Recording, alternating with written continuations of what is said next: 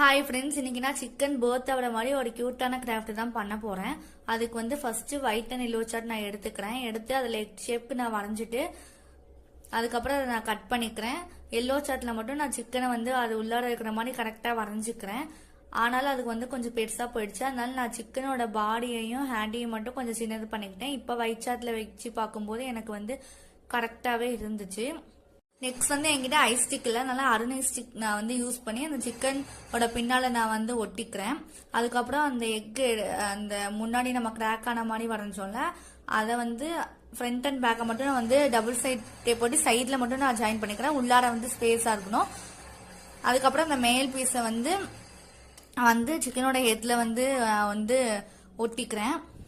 அவ்வளவுதான். இப்போ நமக்கு கியூட்டான சிக் பர்த் ஆகிற மாதிரி ஒரு கிராஃப்ட் வந்து நம்ம வந்து பண்ணியாச்சு.